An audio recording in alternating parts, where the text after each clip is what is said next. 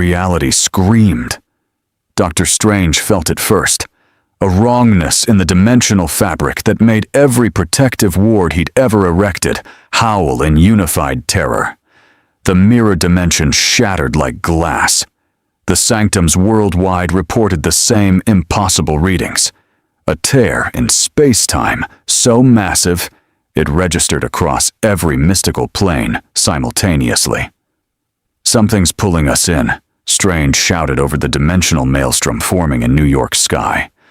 "It's not Thanos. It's not Dormammu. It's something else entirely." Tony Stark's sensors went haywire. "I'm reading energy signatures that shouldn't exist. Friday's calling it a 95% extinction level threat to the entire multiverse." "Then we stop it," Captain America said, shield raised. "Avengers, assemble." They dove into the breach. The transition felt like being flayed alive. Thor's lightning turned sickly green. Wanda's chaos magic writhed with alien hunger. Strange's astral form glimpsed something vast and terrible watching from the space between dimensions. 4 faces, each screaming with a different madness. Then they crashed into hell. The Avengers materialized 200 feet above a city and fell. Tony's repulsors caught most of the team, but the impact still cratered Rockcrete 30 feet deep.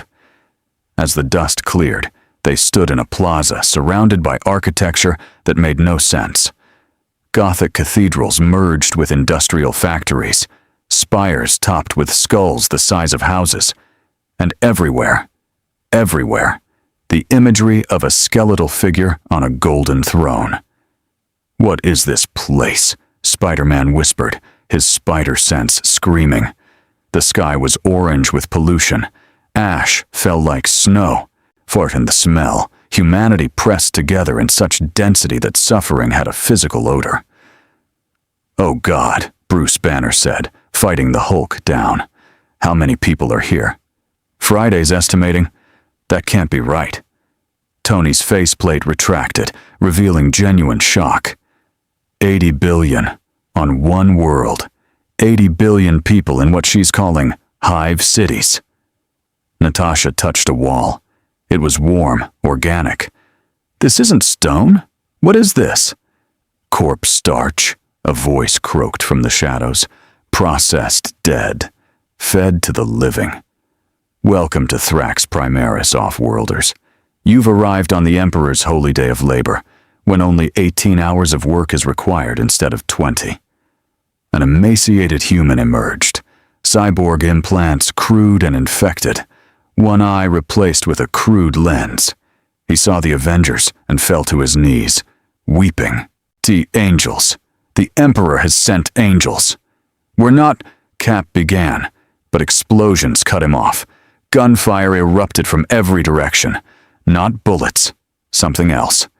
Rockets that exploded inside bodies. The civilian was vaporized mid-prayer. "Contact!" Black Widow shouted. Figures in black armor emerged from the smog, firing weapons that screamed with rage.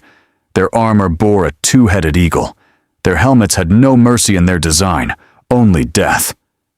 "Stand down!" Cap threw his shield, disarming one. "We're not your enemy!" "Xenos filth!" the soldier roared through a Vox grill. "The Emperor protects!" Thor's hammer caught 3 rounds meant for Spider-Man. "These warriors make no sense. They attack those who would help them." "Because this isn't a place that understands help," Strange said, his hands trembling as he felt the warp pressing against his mind like a living thing. I can feel it. Magic here is different. Wrong. It's alive and it's hungry." Wanda gasped, red energy spiraling out of control. "I can hear them. Voices. So many voices promising power, promising change, promising—" "Wanda, no!" Strange grabbed her wrist, severing the connection. "Don't listen. Whatever's in this universe, it's not like anything we've faced." The Hulk emerged as a grenade landed among civilians. He caught it, absorbed the blast, and roared. The attacking soldiers redoubled their fire, now targeting the green giant. "For the blood god!" one screamed, and his eyes turned red.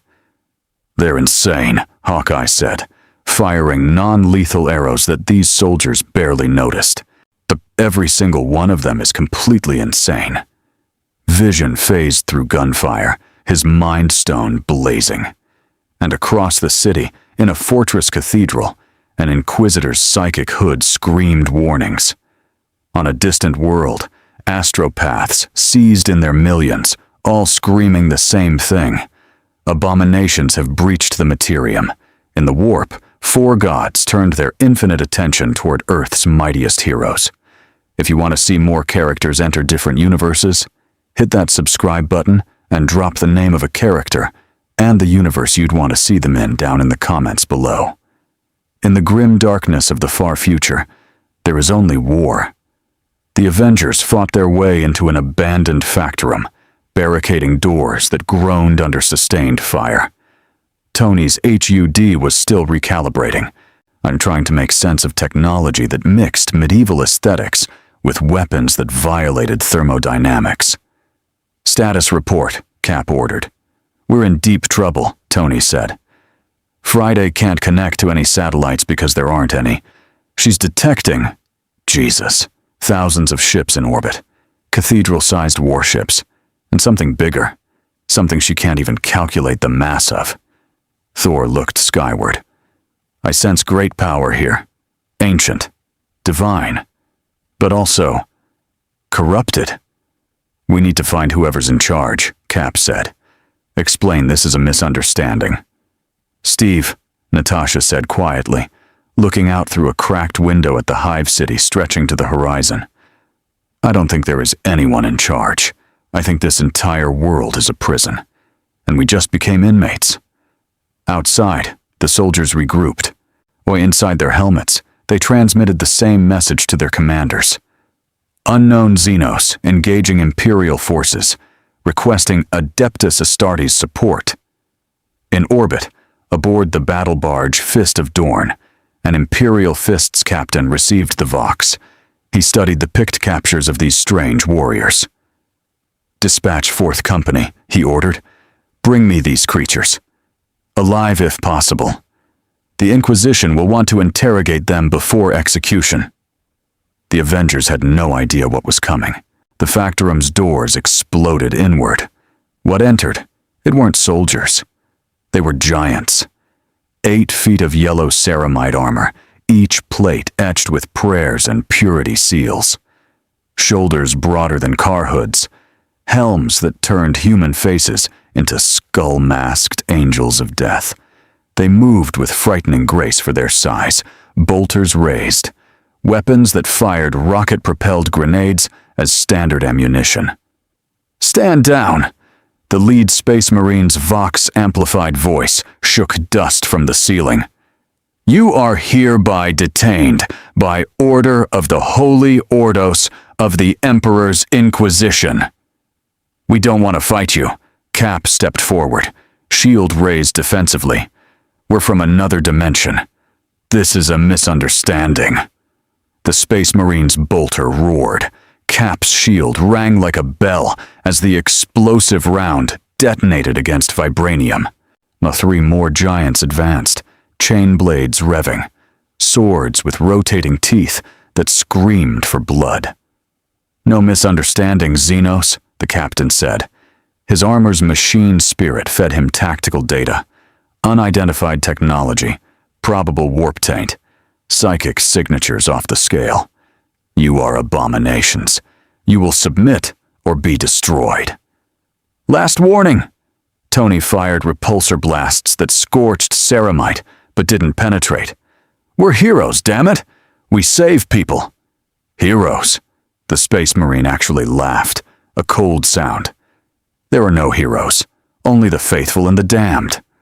Hulk roared and charged. The Space Marine met him head-on, a collision that cracked the factorum floor. Ceramite fingers closed around Hulk's throat. Enhanced muscles, products of 19 additional organs and decades of war, matched gamma-radiated strength. "An impressive Xenos." The Space Marine drove his knee into Hulk's ribs hard enough to break tank armor. But you face the Emperor's angels. We know no fear. Thor's lightning struck 3 Space Marines simultaneously, their armor's power cores overloaded, systems screaming, but they kept fighting. One grabbed Thor's arm mid-swing, twisted, and headbutted the God of Thunder hard enough to crack Mjolnir's grip. You claim godhood? The Space Marine drove Thor into a wall. We killed our gods during Old Night. You are nothing. Vision phased through the melee, mind working frantically. These warriors were beyond anything in S.H.I.E.L.D.'s files. Stronger than Captain America, faster than Black Widow, more durable than Iron Man's armor. And there were 10 of them against 10 Avengers. But the Space Marines fought like each one was worth 10 soldiers. "Wanda, we need crowd control," Vision shouted. Scarlet Witch raised her hands, chaos magic spiraling outward. It touched the Space Marine's ceramite, and something else responded. The warp surged, hungry. Wanda screamed as alien thoughts invaded her mind. A whisper promising change, evolution, power beyond measure if only she'd accept. "Witch!" An Inquisitor emerged from the shadows, psychic hood crackling. His force staff blazed with holy fire. "I am Inquisitor, Voke of the Ordo Hereticus, and I damn you in the Emperor's name!" His psychic blast hit Wanda like a freight train. She collapsed, blood streaming from her nose. "No!" Vision caught her, the Mind Stone flaring. The Inquisitor's eyes widened. A psychic amplifier of unknown origin, Voke breathed. Throne, the taint on it. He raised his staff. What, that artifact must be destroyed.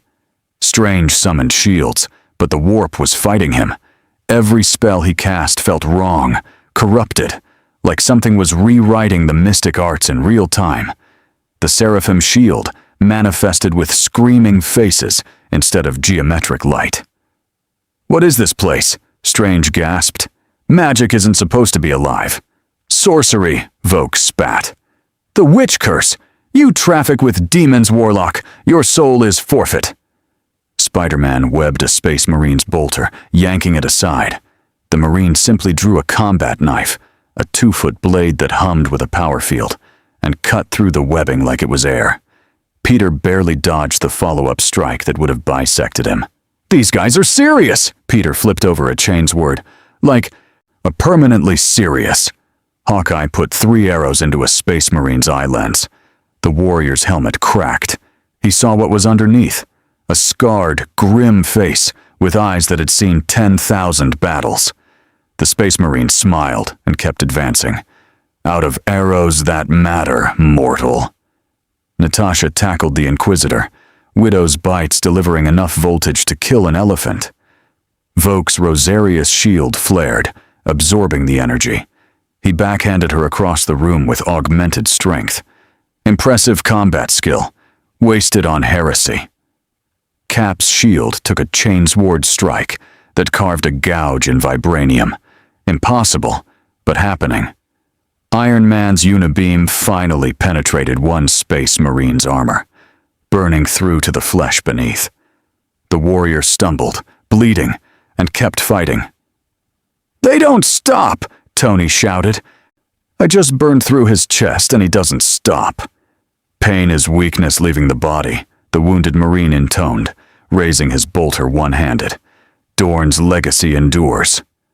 Thor called down lightning that shook the entire Factorum. The Space Marine's armor systems failed, ceramite glowing red-hot. And still they advanced, chain blades raised, bolters firing. "Enough!" Hulk's thunderclap sent everyone sprawling. He stood at the center of carnage, breathing hard, eyes wild. "Hulk, strongest there is!" Inquisitor Voke touched his Vox speed. "This is Voke.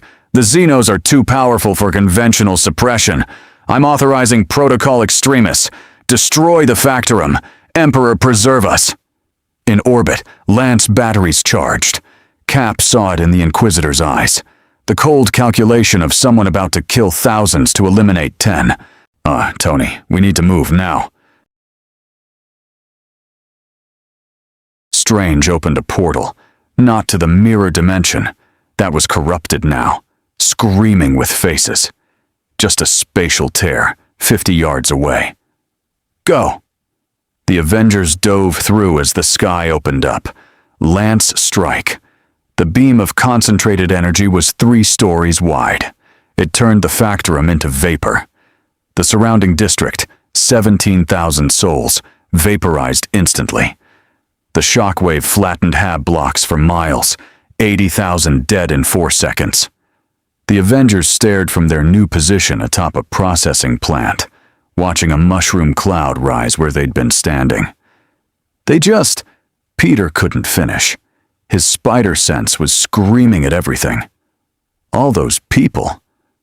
Acceptable losses, Inquisitor Voke's voice crackled over citywide Vox speakers. Citizens of Thrax Primaris, Xenos infiltrators have been detected. Compliance districts. Sigma 7 through Sigma 20 are hereby declared expendable. Remain at your workstations. The Emperor protects. Production quotas must still be met. Quotas? Tony's voice was hollow. They just killed 100,000 people, and they're worried about quotas. A new voice, cold and synthetic, echoed across the Vox. Factorum Sigma 9's destruction has reduced daily output by 0.003%. Compensation protocols initiated. Work shifts in adjacent sectors extended to 23 hours until quotas restored. Below them, in the underhive, people kept working, kept dying, kept living. The Avengers watched as cleanup servitors, cyborgs with human brains trapped in lobotomized bodies, began clearing rubble, scooping up ash that used to be families. Wanda was crying. This is wrong. This is all wrong. Vision's analytical mind was struggling. I've scanned 17,000 miles of city. It's one continuous hive structure. The population density suggests 40 billion people in this city alone, living in conditions that violate every human rights. Rights, a voice croaked from below. An old woman, face half replaced with crude machinery, looked up at them with one organic eye. What rights? We have the right to serve, the right to die for the Emperor. That's all. That's everything.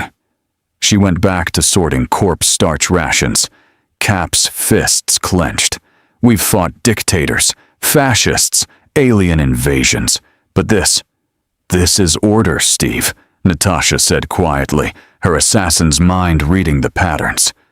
Monstrous order. Look at the efficiency, the coordination. This isn't chaos. This is a system working exactly as designed. Thor watched ships in orbit, cathedral-sized vessels bristling with weapons that could crack planets. How many worlds like this exist? Tony's HUD finally calculated it. Friday estimates. 1 million inhabited worlds. If they're all like this, we're looking at quintillions of humans living in these conditions. Quintillions? Bruce's voice cracked. That's not possible. That's not sustainable. Hawkeye pointed to massive conveyor systems, moving resources from hive to hive. It is if you don't care about quality of life. Just production. Just war. A new sound. Engines. Transports descended, disgorging fresh troops. Not space marines this time. Regular soldiers. Millions of them. They wore flak armor and carried crude laser rifles. They formed ranks with mechanical precision. Attention, Xenos, a commissar's voice boomed. You face the 88th Thrax Crusade Regiment. 10 million soldiers. We die for the Emperor. Do you? The soldiers didn't look afraid. They looked grateful, eager even. For the Emperor, the roar from 10 million throats shook the air. They want to die fighting us, Peter whispered. They're happy about it. Strange's hands were shaking, not from fear, from the warp pressing against his mind. He could feel it now, the thing underneath reality. 4 hungers. 4 eternal screams. And something else. A distant golden light that felt like faith weaponized. "I need to tell you all something," Strange said. "I can sense this universe's structure. Magic here isn't a tool. It's a dimension. A hell dimension. And it's sentient. It's been watching us since we arrived." Wanda felt it too. Voices whispering in languages she shouldn't understand. One promised knowledge. One promised sensation. One promised endurance. One promised strength. All of them promised power if she just accepted. "Wanda, stay with us!" Vision gripped her hand. The Mind Stone pulsed, and across the planet every psyker screamed. On Terra, 10,000 light-years away, the Emperor's psychic might flickered. On Macragge, Reboot Guilliman looked up from war councils. In the warp, 4 gods smiled. The Hulk was the first to see them descending. Not soldiers, not space marines. Demons. Reality tore like wet paper. Things crawled through. Pink horrors cackling with insane glee. Bloodletters dripping gore from brass blades. Plague-bearers trailing disease. Demonettes dancing with 6 limbs and too many pleasures. The Imperial Guard opened fire immediately, dying in droves, but buying seconds for civilians to evacuate. The soldiers sang hymns as demons tore them apart. "Witness the enemy, Xenos," Inquisitor Voke's voice thundered. "This is why the Imperium exists. This is what we fight. Chaos, the great enemy. They come because you disturbed the warp with your arrival."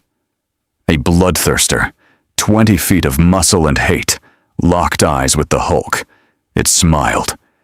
"Blood for the Blood God," the Hulk roared back, and the Avengers realized this wasn't a world to save.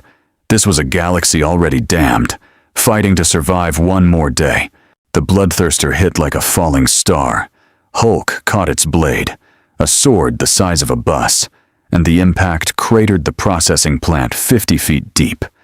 The daemon laughed, a sound that made blood boil in veins. Where it stepped, rockcrete melted. Where it breathed, the air itself screamed. "Skull for the Skull Throne!" Hulk's fist met its jaw. The demon's head snapped back, horns carving through metal. It laughed harder. "Yes! Rage! Khorne feasts on your anger, Green One!" And Hulk felt it, something drinking his fury. Not depleting it, amplifying it, making it sweeter, sharper, more pure.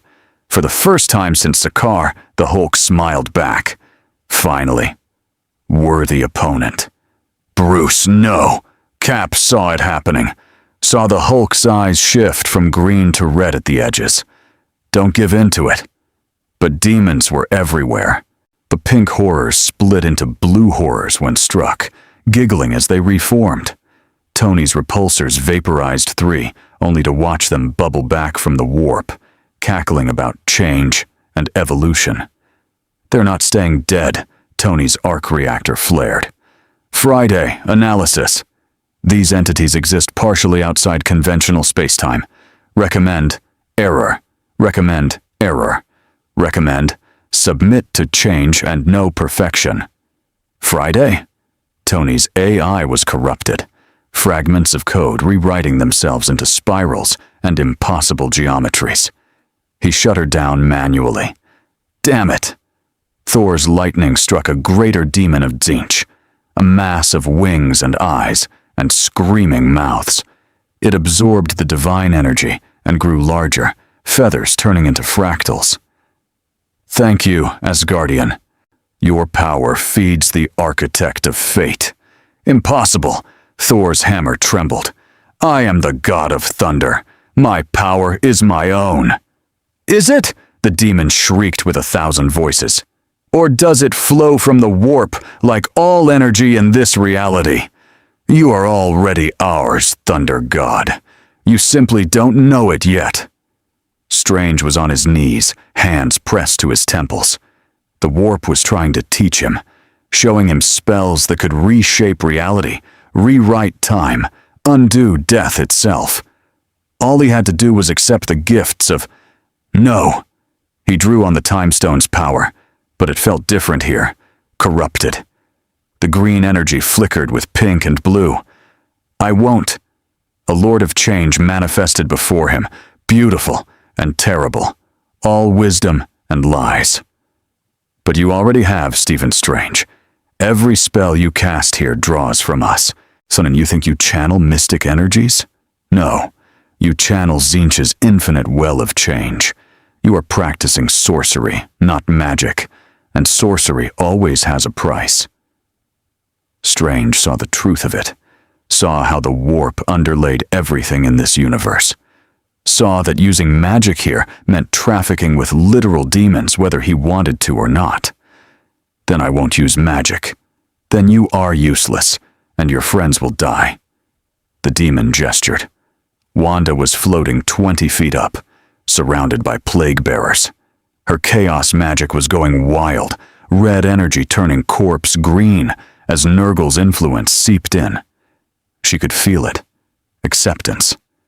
Peace through decay. No more pain if she stopped fighting entropy. You've suffered so much, a voice whispered. Lost your brother. Lost your love. Let go, Wanda Maximoff. Let Grandfather Nurgle ease your pain. All things rot. All things return to the garden. Accept it. Wanda! Vision phased through demons, Mind Stone blazing. But a keeper of secrets blocked his path. A demon of Slaanesh, too beautiful and too horrible to comprehend. Such an interesting construct, it purred, 6 arms reaching. Half machine, half mind, half stone. Perfectly balanced, perfectly boring. Let me show you sensation beyond comprehension. Let me teach you what it means to truly feel. Its touch sent pleasure pain through vision systems that his processors couldn't categorize. His android body responded in ways that terrified him. Below, the Imperial Guard was dying in droves, but they died singing. Though we fall, the Emperor endures. A commissar executed a soldier who tried to flee, then took up the dead man's lasgun and charged the demons himself. He lasted 4 seconds before a plague bearer's touch rotted him from inside. He died smiling. Insane, Hawkeye said, firing explosive arrows that actually hurt demonettes. They're all completely insane. Or they understand something we don't, Natasha said. She'd killed 6 demons, and all 6 had returned. These things can't be killed permanently, only banished, and they always come back. Black Widow had faced a lot in her life, but immortal enemies that fed on emotion itself. That was new. A space marine dropped from a gunship, Chainsword screaming. He carved through 3 blood letters, prayers streaming from his Vox grill. The Emperor protects. For Dorn and the Imperium. He saw Captain America fighting beside him, shield crushing a demon's skull. You fight well, Xenos, the Space Marine acknowledged. Perhaps the Inquisitor was hasty. We're not your enemy, Cap blocked a Hellblade. These things are. These things are eternal. You are merely anomalous. The Space Marine's helmet turned toward Wanda, still floating, still fighting corruption. But your witch is failing, and when she falls, she will birth demons that consume this world. Cap saw it. Saw Wanda's eyes flickering red to black, to red again. Saw reality cracking around her. Someone help her! But Strange couldn't. Thor was pinned by 3 greater demons. Hulk was fighting the Bloodthirster in a rage duel that carved trenches through the hive. Vision was trapped in Slaanesh's web. Tony flew toward Wanda, but pink horrors swarmed him. His armor's AI was still offline. He was flying manually, and there were thousands of demons. An Inquisitor Voke watched from a hovering pulpit, Psychic Hood analyzing. The witch is the key, he said to his acolytes. She is a doorway. And the ruinous powers are knocking. He raised his force staff. If she falls, I will destroy her myself, even if it means killing all the Xenos with her." Above, reality tore wider. A greater demon was coming. Something vast. Something that wore 1,000 faces. And it was smiling at the Avengers. The greater demon never materialized. A lance strike from orbit vaporized it mid-manifestation. The psychic backlash shattering every window for 3 miles. The remaining demons shrieked as reality reasserted itself, banishing them back to the warp. New ships descended, not the crude Imperial Navy vessels. These were sleeker, bearing the Ultima symbol. Overlord-class gunships disgorged warriors in blue armor, ultramarines, but different. Larger. Enhanced. Primaris Space Marines. And leading them, a figure that made the Avengers' tactical instincts scream danger. 13 feet tall, in ornate armor of blue and gold. A power sword that crackled with ancient technology. A face that was classical, noble, and utterly exhausted. Eyes that had witnessed 10,000 years of failure. Robut Guilliman, Lord Commander of the Imperium. The avenging son, last loyal son of the Emperor. He surveyed the battlefield with the gaze of someone who had orchestrated wars across 1,000,000 worlds. "Secure the perimeter," his voice carried absolute authority. "Apothecaries, attend to the wounded. Chaplain, sanctify this ground. Astropaths, confirm warp stabilization." The Primaris Marines moved with terrifying efficiency.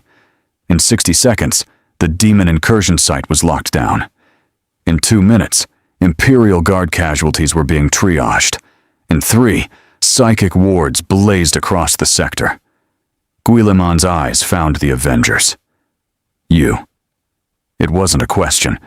It was a statement from someone who already knew everything about them through orbital surveillance, psychic scans, and tactical analysis. Cap stepped forward. "Sir, we're not your enemies, and we're from another dimension. I am aware." Guilliman's gauntlet gestured, and a hololithic display materialized, showing the dimensional breach, the Avengers' arrival, and combat footage from 17 angles. "Your arrival created a warp disturbance, measuring 8.7 on the call index. 300 billion souls across this sector felt it. The Astronomicon flickered. And you brought demons." "We didn't mean to," Tony started. "Intent is irrelevant." Guilliman walked closer, each step shaking the ground. He studied them like specimens. "You possess technology beyond current Imperial standards. Psychic abilities that violate the sanctioning protocols. And power signatures that register as both Xenos and something else." His gaze lingered on Vision's Mind Stone, on Wanda, still trembling from near possession, on Strange, whose hand still shook. "Inquisitor Voke recommended your immediate execution," Guilliman continued. "The Adeptus Mechanicus wants you dissected. The Ecclesiarchy believes you're demons wearing human skins. The Space Marines," he glanced at his Ultramarines, "are divided." "And you?" Natasha asked, reading him, seeing the calculation. "I see weapons I cannot afford to waste." Guilliman's pragmatism was absolute. This galaxy is dying. The Great Rift has split the Imperium. Chaos advances on 10,000 fronts. Tyranids devour the eastern fringe.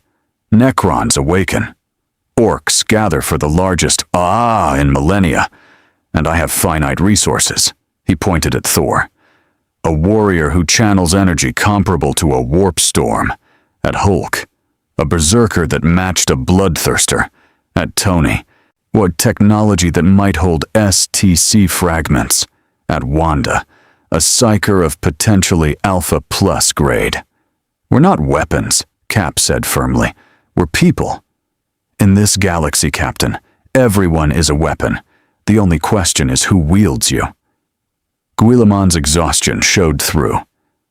"I have fought for 10,000 years, subjectively 100 years since my resurrection, to save an Imperium that worships my father as a god, despite his explicit rejection of religion.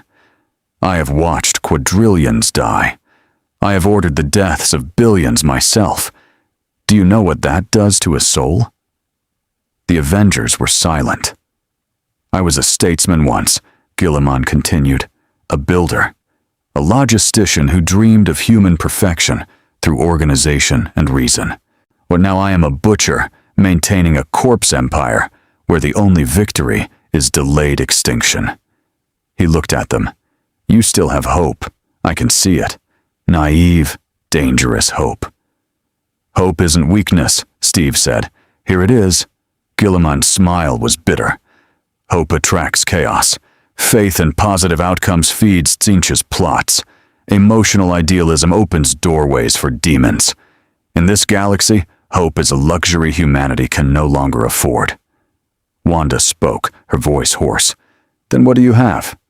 Duty, math, and spite. Guilliman pulled up casualty reports. This incursion killed 173,000 Imperial citizens, acceptable compared to full demonic manifestation, which would have consumed the planet, 40 billion souls. You helped prevent that. Barely. While also causing it. He made a decision with the speed that had conquered the 500 worlds. I offer you 3 options. 1. Join the Imperium as sanctioned assets. You will fight where I command, kill who I order, save worlds that produce resources vital to humanity's survival. 2.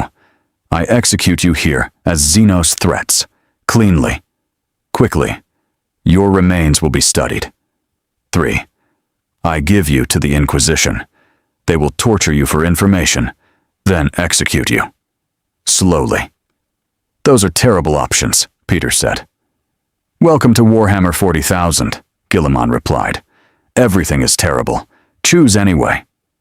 Tony stepped forward. What if we refuse? Fight our way out?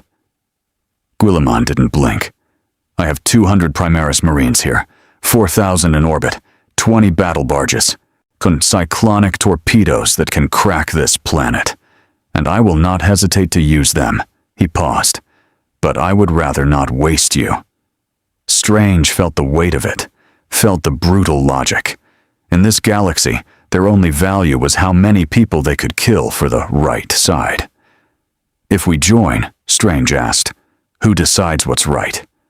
I do, and I'm almost always wrong. Guilliman's honesty was shocking. But I am less wrong than anyone else. The Emperor is a corpse on a throne. The Imperium is corrupt beyond measure. Chaos whispers truth mixed with poison, and every day, humanity loses more ground. He looked at each of them. But we fight anyway, because the alternative is extinction. Or worse, demonic eternity. Cap looked at his team, saw Tony calculating odds, saw Natasha reading Guilliman's micro-expressions, saw Bruce trying to keep Hulk calm, saw Wanda still shaking, saw Vision processing this nightmare logic. We need time to discuss, Cap said. You have 30 seconds, Guilliman replied. Choose. We're not joining you, Cap said. Guilliman's expression didn't change. His hand moved toward his power sword. Then the sky lit up. Not Imperial ships. These were different. Sleek, aerodynamic, white and red. They moved with precision that made Imperial vessels look clumsy. Pulse fire streaked down, not at the Avengers, but at the flanking Primaris positions.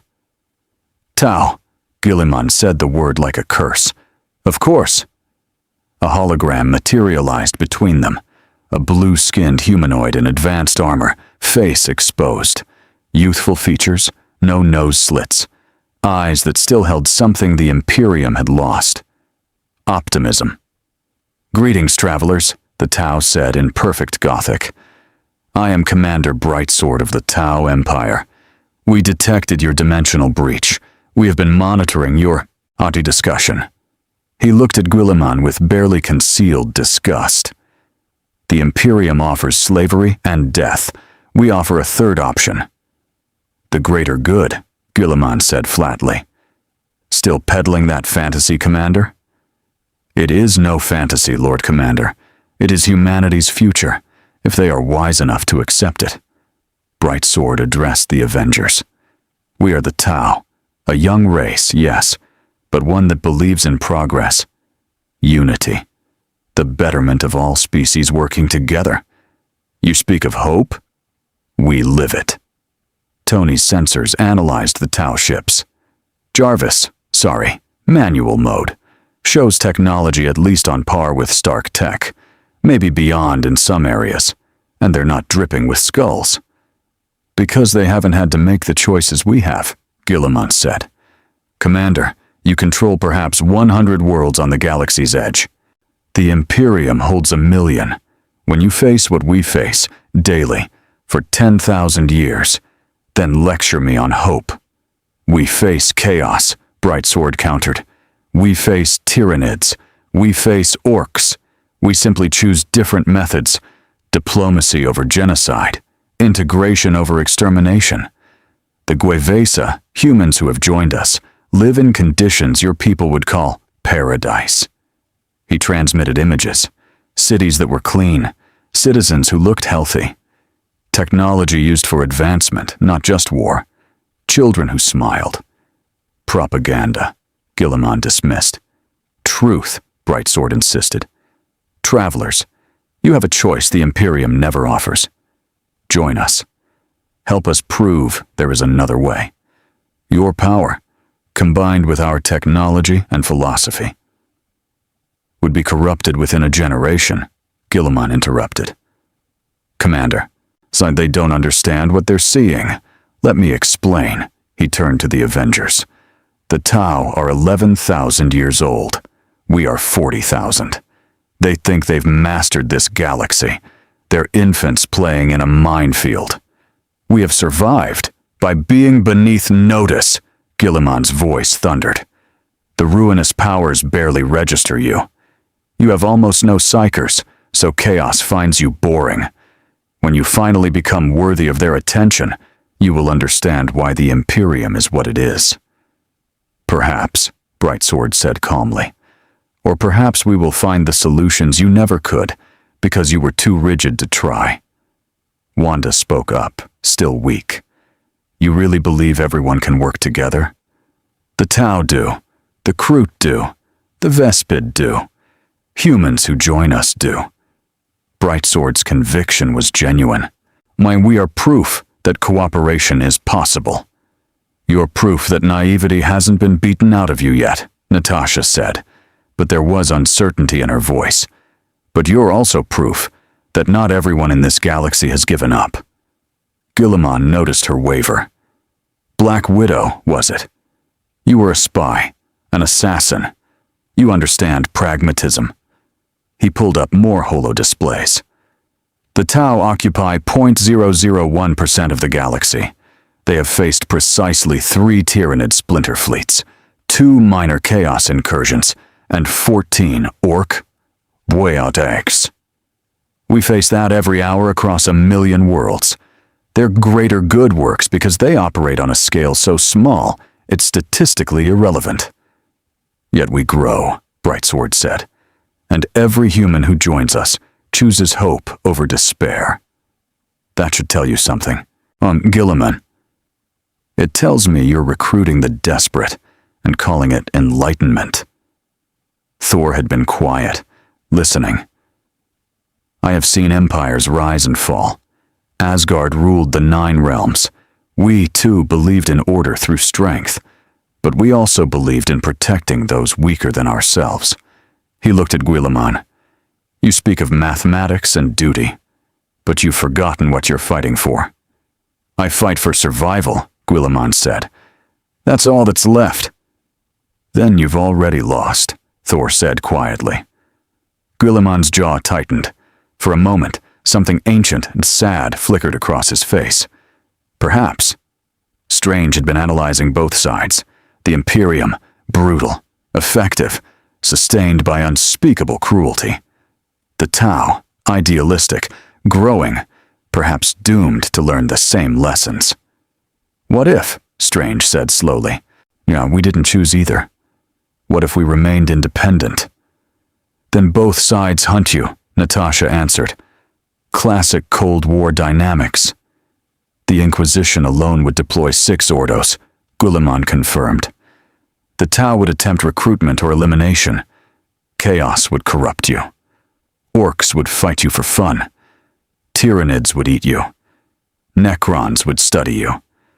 Dark Eldar would torture you for entertainment. Independence is not viable. Brightsword's hologram flickered. My forces are prepared to extract you if you choose to accompany us. You would be guests, not prisoners. Free to leave if our philosophy doesn't match your values. And if we go with you? Cap asked Guilliman. You become tools of the Imperium, but tools I will use to actually save lives, when possible. His honesty was brutal. I won't lie to you. You will do terrible things under my command. You will kill. You will watch allies die. You will make choices that haunt you. But your power will preserve worlds that might otherwise fall. 2 offers, 2 hells, different flavors. The Avengers looked at each other. In their eyes, the same question. How do you choose when every option is wrong? The decision was made for them. Reality tore open across the entire Hive sector.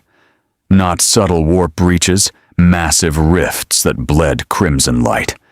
From each portal came the sound of infinite slaughter, eternal war, endless skulls piling higher. Khorne had noticed the Hulk. Blood God's champion! A bloodthirster twice the size of the first one crashed down between all 3 factions. Its wings spread wide enough to shadow city blocks. Its axe dripped gore that burned through metal. The Skull Throne demands your head. Behind it came the Horde. Bloodletters by the thousands. Flesh hounds that could track souls across dimensions. Skull cannons that fired the heads of the damned. And leading them, Chaos, Space Marines in red armor covered in brass symbols. World Eaters, the Blood God's chosen. Blood for the Blood God, they roared in unison, chain axes revving. Skulls for the Skull Throne. Guilliman's strategic mind processed instantly. Primaris, defensive formation Tertius. Commander Brightsword, if your greater good means anything, fight with us, now, or evacuate. The Tau commander didn't hesitate. All Firecast units, engage the demonic forces, for the greater good. No choice, no debate. Survival demanded cooperation. The Hulk laughed, a sound that wasn't entirely Bruce anymore. The Bloodthirster's challenge had awakened something primal, the part of him that wanted to fight forever. Hulk accept! Bruce, no! Cap shouted, but the Hulk was already charging. The Bloodthirster met him head-on, axe versus fist. The shockwave leveled 3 city blocks. Thor flew to intercept, but a Lord of Skulls, a demonic war engine, blocked his path. 40 feet of brass and rage, cannon arms blazing. Another god thing to kill, it bellowed. Thor's lightning met its cannon fire in midair. The resulting explosion turned the sky purple. Strange tried to open portals to evacuate civilians, but every spell tasted of blood. The warp was saturated with Khorne's presence. Magic was useless here. Sorcery would only feed the blood god. I can't help, Strange realized, horrified. Any mystical energy I use just makes them stronger. Then don't use magic. Natasha grabbed a fallen guardsman's laser gun. Use this. She, Hawkeye, and Cap fought conventionally. 3 peak humans against demonic hordes. They lasted 7 seconds before Primaris Marines formed a shield wall around them. Stay behind us, an Ultramarine ordered. Bolter roaring. We are the Emperor's wrath. Tau battlesuits dropped from gunships, pulse rifles shredding bloodletters with disciplined fire. Brightsword's crisis suit moved with practiced grace, targeting weak points with precision the Imperium couldn't match. Suppressing fire, cadre teams 3 through 7, pathfinders. Mark priority targets. 2 philosophies.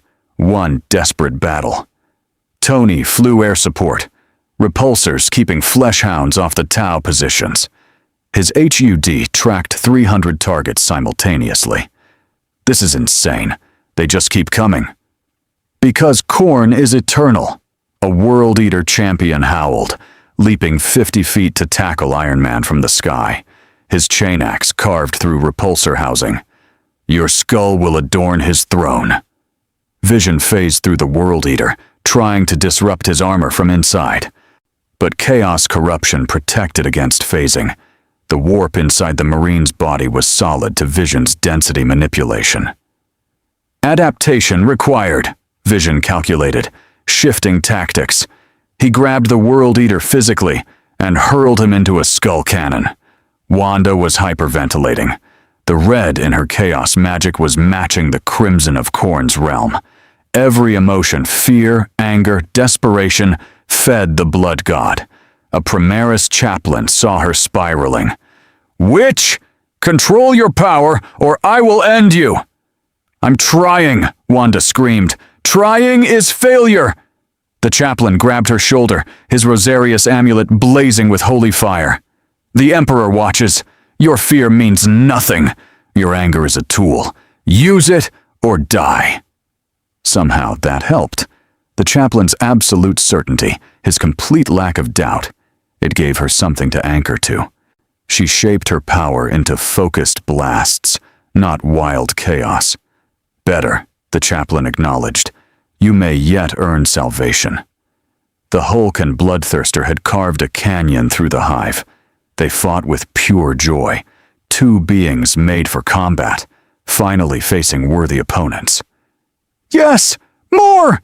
The demon's axe opened wounds across Hulk's chest. Bleed for Khorne! Rage for the blood god! Hulk's fists shattered the demon's ribs, green blood mixing with ichor. Hulk stronger!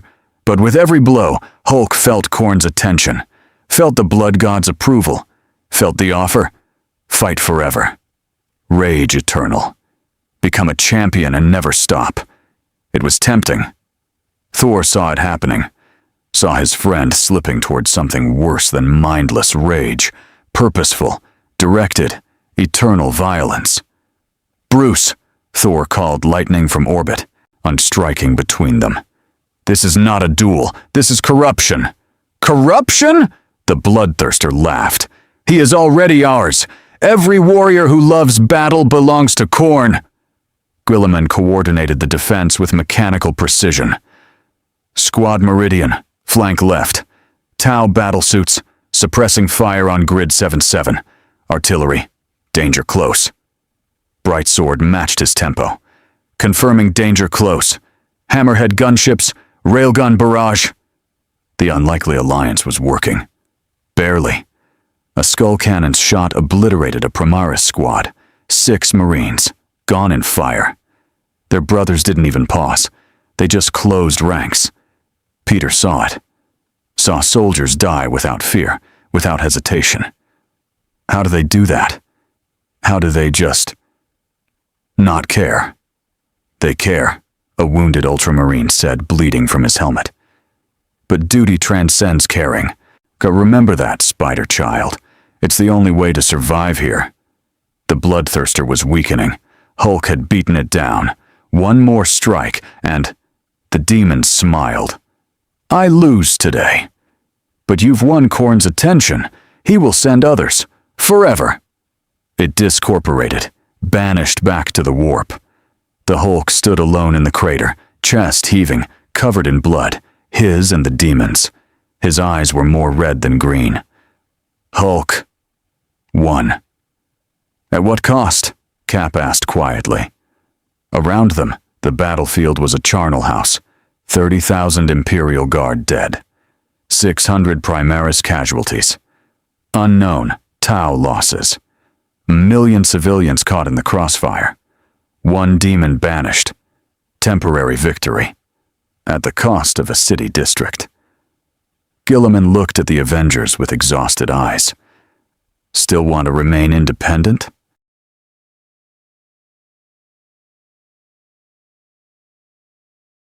Wanda collapsed 3 hours after the battle, not from exhaustion, from what was growing inside her. The apothecaries found it when they scanned her, a warp taint signature spreading through her nervous system like cancer. Every time she'd used her chaos magic, she'd opened herself a little wider, and something had crawled in. Demonic possession, early stage, the apothecary reported to Guilliman. Approximately 48 hours before full manifestation. Recommend immediate execution. No, Vision stood between Wanda and the Space Marines. There must be another way. There isn't, Guilliman said flatly. I've seen this 1,000 times. The kindest thing is a quick death before the demon fully emerges. Strange pushed forward, hands still trembling. I can help her. I'm a surgeon. I've dealt with mystical corruption before. Not like this. Inquisitor Voke materialized from the shadows, psychic hood crackling. Sorcerer, your own soul reeks of taint. Every spell you've cast has drawn from the warp. You don't channel dimensional energy here. You make deals with demons whether you know it or not. Strange's face went white. That's not possible. I studied under the Ancient One. I learned. You learned in a universe with different rules. Voke's force staff pointed at Strange's shaking hands. Here. All sorcery leads to chaos. All of it. The only safe psychic power is sanctioned, controlled, limited. You are neither sanctioned nor controlled. You are a catastrophe waiting to happen. A Primis librarian, a Space Marine psyker, stepped forward. His psychic hood was integrated into his armor and covered in purity seals.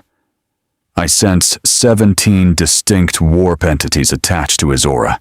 They whisper promises, offer knowledge, wait for him to accept. Strange heard them now that he was listening. Tiny voices in the back of his mind. Greater spells. Forbidden knowledge. Power to save your friend. Just accept. Get out, Strange whispered. Get out! He tried to purge them with the crimson bands of Sidorak. The spell manifested, but wrong. The bands were flesh. Living, writhing flesh that screamed with mouths. A gift from Slanesh, turning his magic into sensation and suffering. Strange vomited. You see? Voke said without pity. The ruinous powers corrupt everything. Your mystic arts are theirs now. Stop using them or become their puppet. Tony stepped between Strange and the Inquisitor. He's a hero. He's saved Earth multiple times. He has discipline. Discipline is nothing against eternal hunger. Voke pulled up a hololithic recording. It showed a man, noble, proud, psychically powerful. This was Inquisitor Quixos, my mentor, the strongest psyker I ever knew. He thought he could use chaos against itself, study it, control it. The recording showed the man's transformation over years. Subtle at first, eyes changing color, skin taking on textures. Then faster, mutations, madness, screaming. Finally, a demon wearing his skin like a suit. It took 40 years, but chaos is patient, and it always wins. Wanda was conscious again, eyes flickering between brown and black. I can feel it, she whispered. Something. Talking. Promising peace. Promising I'll never hurt again if I just let go. Nurgle, the Primis librarian identified. The Plague Father finds her grief delicious. He'll rot her from within, then birth plague bearers from her corpse. Over my dead body, Vision said. That can be arranged, Voke replied coldly. Guilliman held up a hand. Enough, there may be one option. He looked at Wanda. The Sisters of Silence, psychic nulls, blanks, soulless. Their presence cancels warp phenomena. You want to suppress her powers? Vision asked. I want to give her a chance to live. Guilliman gestured, and 2 women in black armor approached. They wore no helmets, faces beautiful and terrible, eyes completely empty. Walking voids. Wanda felt them coming and screamed. Not from pain, from sudden, absolute silence. The voices vanished. Her magic died. She felt nothing. Empty.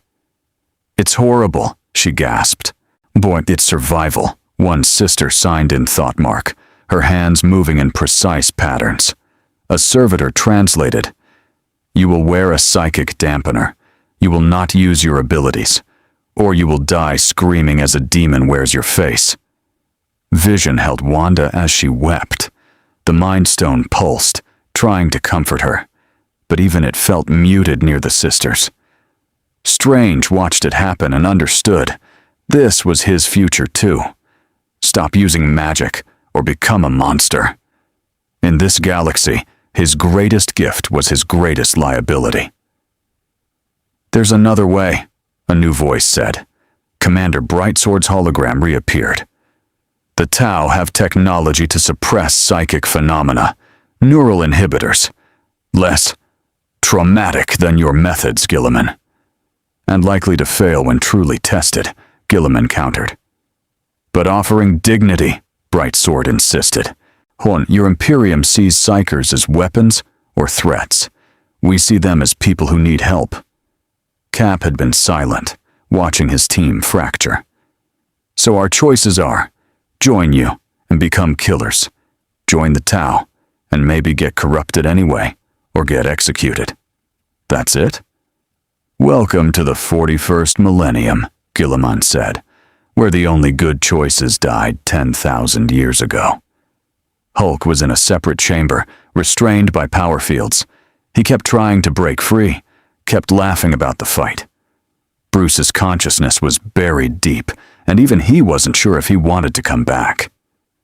"Your Green Warrior concerns me most," Voke said. "Khorne has marked him. Every battle will be a test. Every drop of blood spilled will feed the blood god's claim on his soul." Thor knelt beside the containment field. "Bruce, brother, and you must fight this." The Hulk's eyes were fully red now. "Why? Fighting is what Hulk does. Khorne understands. Khorne appreciates." "Because Khorne is using you," Thor shouted. "This isn't strength, it's slavery." "All warriors serve something," the Hulk replied, and his voice had a layered quality now. Something else speaking through him. "Better the honest god of battle than false gods who pretend war is noble." A Khornate cult was forming around the Hulk. The Inquisition wanted to execute him immediately. Guilliman made his assessment. The witch gets a dampener. The sorcerer stops using magic entirely. The berserker stays contained until we determine if he's salvageable. The rest of you, he looked at the non-powered Avengers, are still useful. "We're not splitting up," Cap said firmly. "Then you all stay under guard until you accept reality." Guilliman turned away. "This galaxy doesn't care about your bonds, Captain. It will break them. One by one." In her cell, Wanda felt the dampener activate. Her magic, her connection to everything she'd been, went silent. In his cell, Strange pressed his hands together and felt nothing. No mystic energy, no dimensional power, just flesh. In his cell, Hulk smiled with too many teeth, and in the warp, 4 gods watched.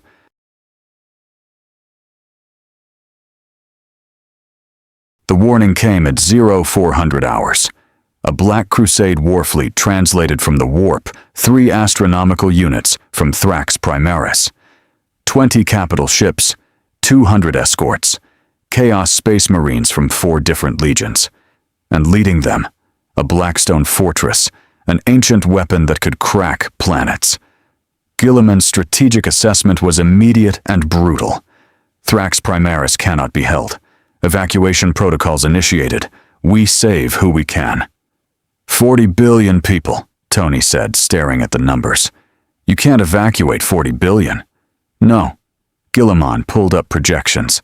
We can save approximately 400 million. The rest, he didn't finish. Didn't need to. That's 99% casualties, Bruce. Back in control, barely, said in horror. You're just, abandoning them. I'm saving 400 million who would otherwise die. Guilliman's eyes were dead. This is triage on a galactic scale. You don't like it? Neither do I. We do it anyway. Commander Brightsword's transmission was equally grim. Our fleet can evacuate an additional 50 million if we coordinate. Denied, Guilliman said. Your ships need to extract the Avengers and yourselves. They're too valuable to risk in a doomed evacuation. Valuable? Cap's voice was ice. We're not leaving these people. Then you'll die with them, pointlessly. Guilliman checked chrono displays. Chaos fleet arrives in 6 hours. Planetary shields will last maybe 2. After that, the Blackstone Fortress fires, and Thrax Primaris becomes a lifeless rock. The Avengers looked at each other, saw the same calculation in every face. 6 hours, 40 billion people, not enough ships. There has to be a way, Peter said desperately. We're heroes. We save everyone. That's what we do. Not here, you don't, Voke said bluntly. Here. You choose who dies screaming and who dies quickly. Thor slammed Mjolnir into the floor. I have toppled empires, held the power of a star. I will not abandon these people. Then channel that power into something useful, Guilliman snapped. The planetary shields are failing. Reinforce them. Buy us 1 more hour for evacuation. That's 40 million more lives. Thor stared. 1 hour equals 40 million? Yes. So stop posturing and start helping. Tony was already calculating. Jarvis, wait, manual mode. If we divert all power from the hive reactors to the shield generators, we buy maybe 2 hours. But it means cutting life support to half the hive. How many die from that? Natasha asked. Approximately 4 billion. Suffocation, freezing, systems failure. The room went silent. We kill 4 billion to save 40 million, Cap said slowly. That's the math? That's the Imperium, Guilliman confirmed. Make the choice, Captain, or I'll make it for you. Steve Rogers had fought Nazis, aliens, madmen, but he'd never been asked to kill billions to save millions. His shield felt heavier than ever. Do it, he whispered. Tony closed his eyes and transmitted the command. Across Thrax Primaris, lights went dark. Heat died. Air recyclers stopped. 4 billion people had 90 minutes of oxygen left, and they knew it.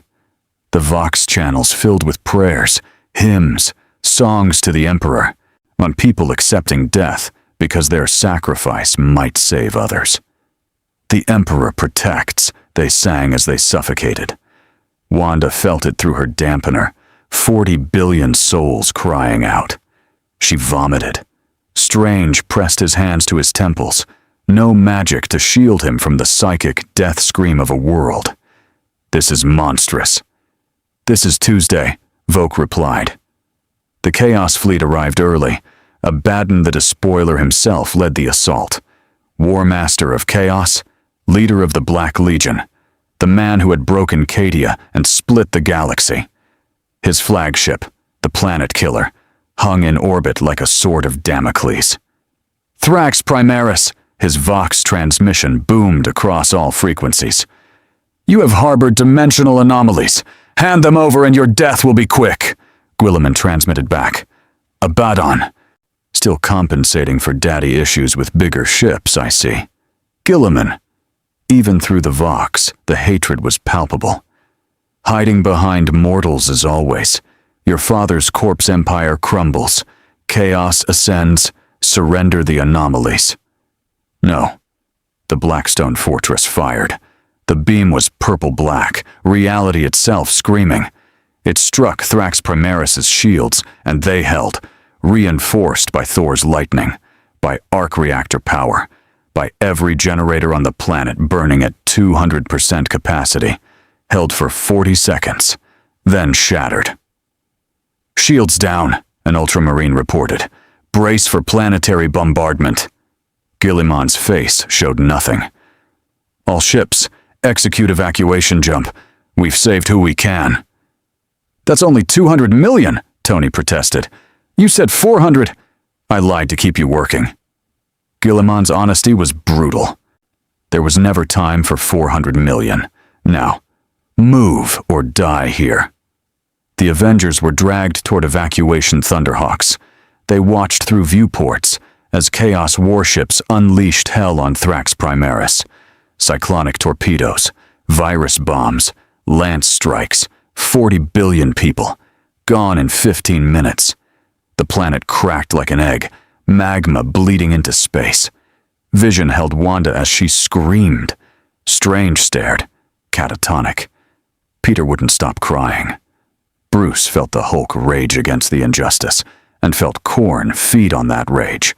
Only Cap, Natasha, and Hawkeye watched in silence. Soldiers recognizing a war crime they'd been complicit in. "You made us accomplices," Cap said to Guilliman. "I made you survivors," Guilliman corrected. "Welcome to the Imperium."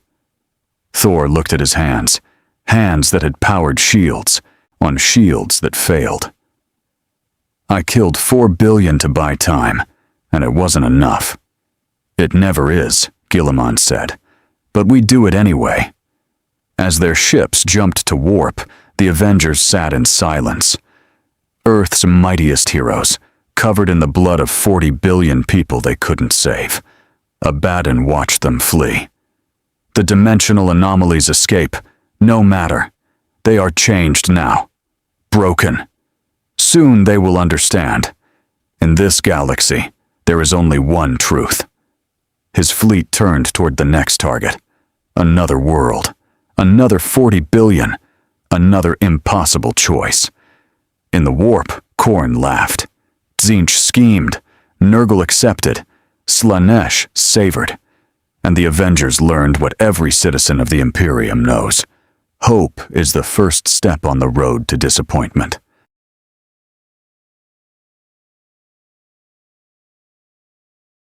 The fleet emerged from the warp at Macraga, Ultramar's jewel world.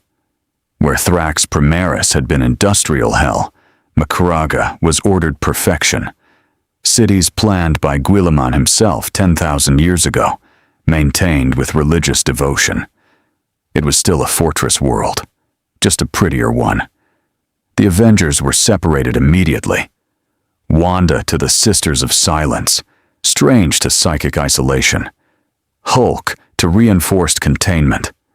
The others to debriefing chambers, where Inquisitors asked the same questions for 72 hours straight. Do you serve the Emperor? Have you been touched by chaos? Would you sacrifice humanity to save it? Cap answered honestly every time. Natasha lied strategically. Tony gave technically accurate but misleading responses. Hawkeye said what they wanted to hear. But Peter told the truth, and couldn't understand why that made the Inquisitors more suspicious. Vision and Thor were examined separately, one for the Mind Stone, one for divine power that might be chaos in disguise. On the fourth day, Guilliman summoned them to his strategium.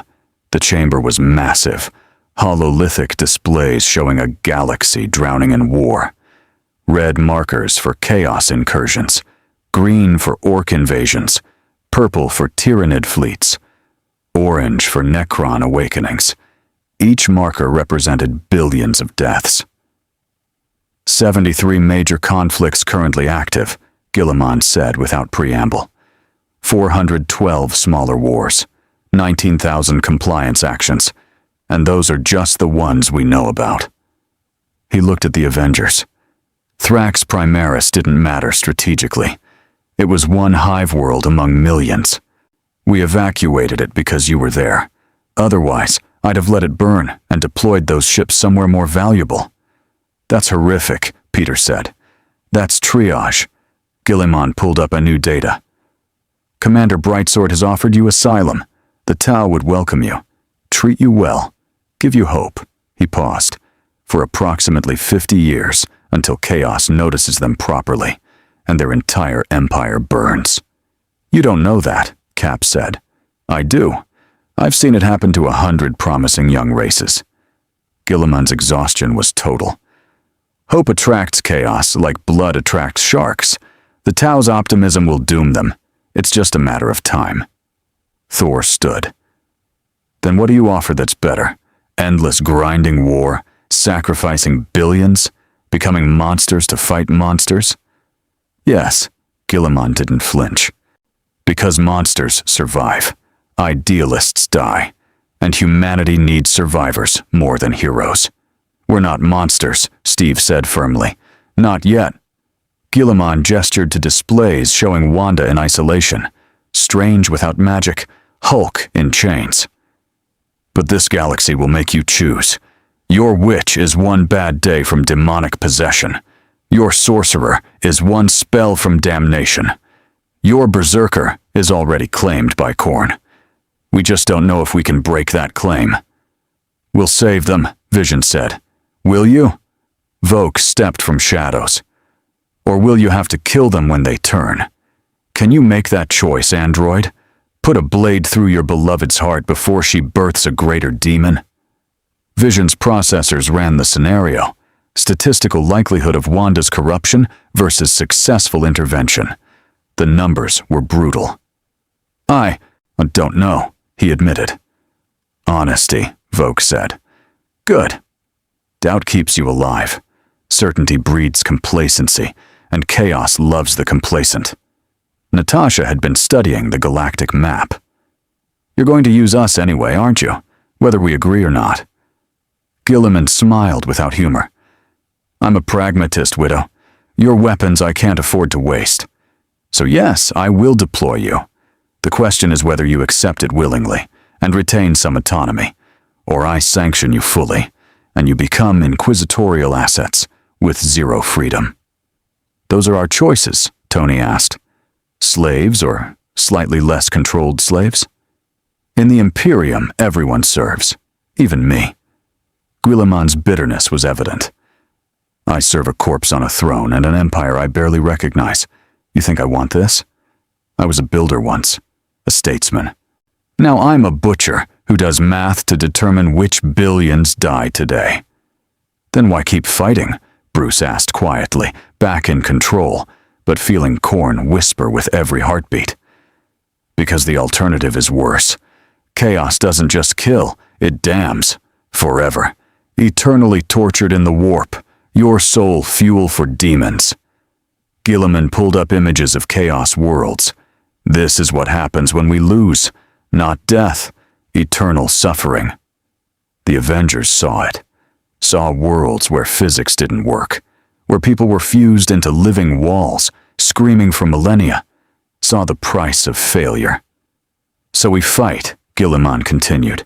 Not because we'll win, we won't, but because losing is unthinkable. Cap looked at his team, saw Tony calculating odds, saw Natasha accepting reality, saw Thor struggling with divine pride versus brutal pragmatism, and saw Peter still hoping for better answers, saw Bruce fighting voices that promised glorious battle. Steve Rogers made a decision. We'll fight, but on our terms. He stepped toward Guilliman, meeting the Primarch's eyes despite the height difference. We choose our missions. We veto orders that cross lines we won't cross, and we keep our team together. Unacceptable, Vogue said. Interesting, Guilliman countered. He studied Captain. You want autonomy in a galaxy that doesn't permit it. You want moral high ground in a war that has none. You want to be heroes in hell. Yes, Guilliman laughed, genuinely amused. You remind me of my father. Before he became... that.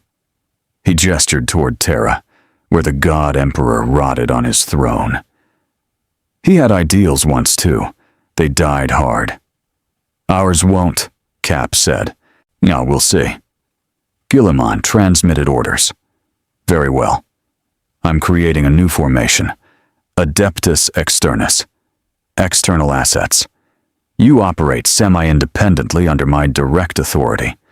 You take missions I assign, but you have tactical autonomy. You keep your team intact. In exchange, you accept psychic monitoring, regular purity checks, and the understanding that if any of you fall to chaos, I will personally execute the corrupted. Deal, Cap said immediately. Steve, Tony started. We don't have better options, Tony. This way we stay together. We save who we can. And maybe, we find ways to do it without becoming them. Guilliman downloaded mission parameters. Your first assignment. Hive Fleet Kronos is approaching Agri-World Tau Ceti 7. 17 billion civilians. If it falls, 12 systems lose food supplies. And 200 billion starve. Stop the Tyranids.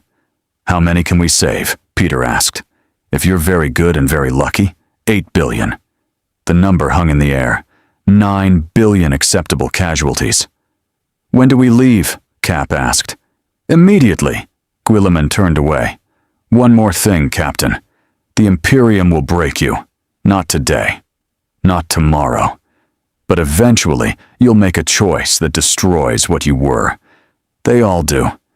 I just hope when that day comes, you're still useful. The Avengers boarded their assigned ship, a Gladius-class frigate, relatively small, crewed by people who looked at them with equal parts awe and terror. As they entered the warp, reality screaming around their Geller field, the team gathered. We're not in Kansas anymore, Tony said softly. No, Cap agreed. We're in hell, and we're going to fight like hell to get out. But even as he said it, Steve knew the truth. There was no getting out. Just surviving.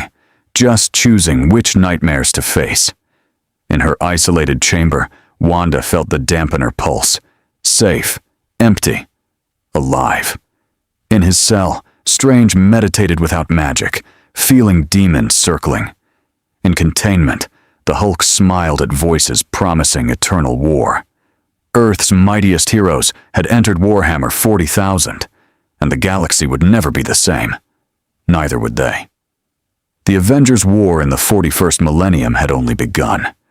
Ahead lay the Tyranid swarms of Hive Fleet Kronos, where they would learn that some enemies couldn't be reasoned with, only survived. Beyond that, the Inquisition's constant scrutiny, watching for the inevitable moment when Wanda's corruption overwhelmed her dampener, when Strange's discipline failed, when the Hulk finally embraced Korn's call. They had made a choice to fight as themselves for as long as possible, knowing that the galaxy would eventually break them. Guilliman had given them autonomy, but autonomy in the Imperium was measured in missions, not freedom. Each war would cost them something: innocence, morality, hope itself. Yet they fought anyway, because that's what heroes did, even in a universe that had forgotten what heroism meant. Captain America would lead desperate last stands on dying worlds. Iron Man would create weapons he'd once considered unconscionable. Thor would learn that even gods could bleed against the galaxy's horrors. Black Widow and Hawkeye would become the Imperium's shadows, doing dark work so others didn't have to. And in quiet moments between battles, they would remember Thrax Primaris, remember 40 billion voices silenced, remember the day they learned that in the grim darkness of the far future, saving everyone wasn't possible. You just chose who died last. The warp churned around their ship, demons watching, waiting. Chaos could be patient. It had eternity to corrupt them. The Avengers had only their will to resist. In the nightmare galaxy of Warhammer 40,000, that would have to be enough. In the grim darkness of the far future, there is only war. More stories await.